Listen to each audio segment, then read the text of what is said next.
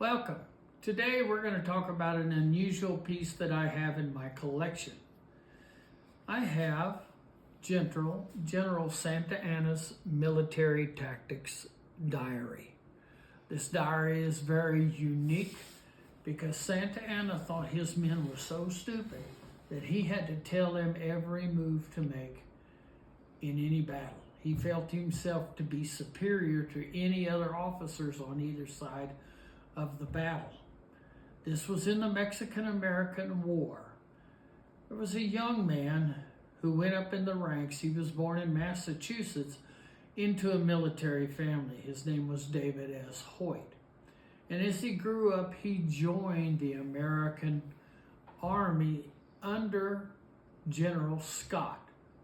And he fought every battle of the Mexican-American War, all the way from the start till the very finish. He became a captain, and he was head of a regiment that snuck into Santa Anna's compound September 14th of 1847 and scared Santa Anna. He didn't know they were there.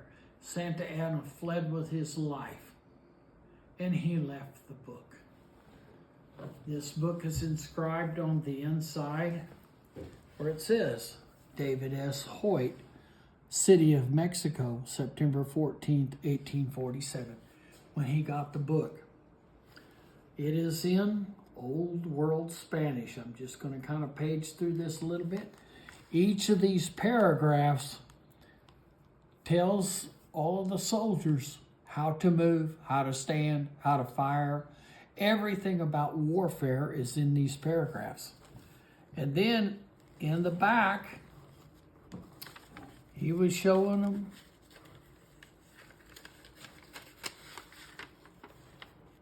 how they had to stand and do every movement they had. Everything was choreographed, all the way down to even the movements of the troops. If I can find a page there.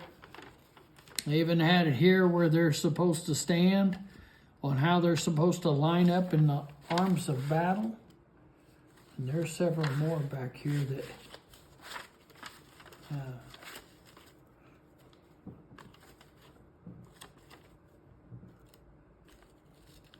one in particular I'm looking for.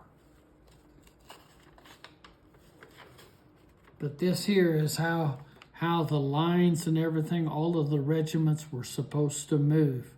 So Santa Anna was telling them every move to make. David S. Hoyt, who could speak fluent Old World Spanish, could read this. So he took this book back to the generals and he interpreted it to them. With this book, they knew how he was going to fight this battle and this war. And he was able to get them to counteract it.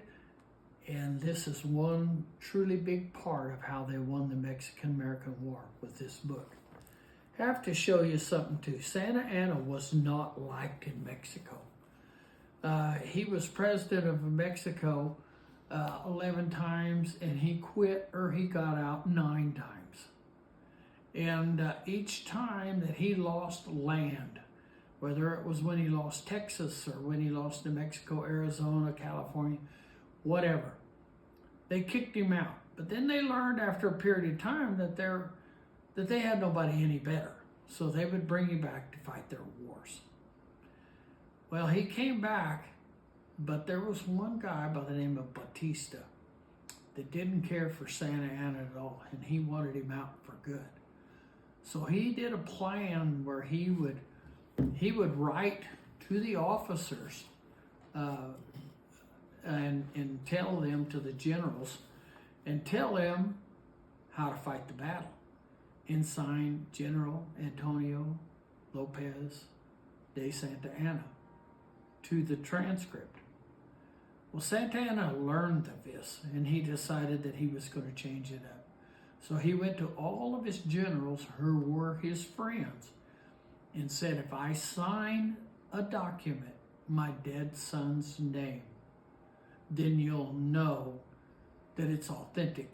And in this book here, there's a signature of Santa Anna. And it says, de Jose M. Lopez de Santa Anna. That is General Santa Anna's eldest son who died in infancy. And I have all those documentation on all of that.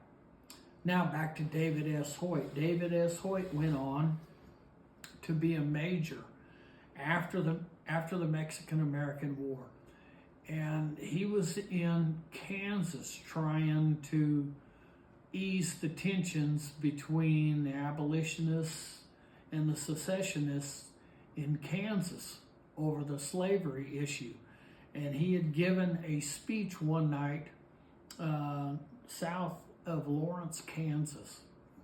And on his way home, he was brutally attacked and killed as part of what they called Bleeding Kansas. But this is a book, goes down in history as being a turning point in the Mexican-American War.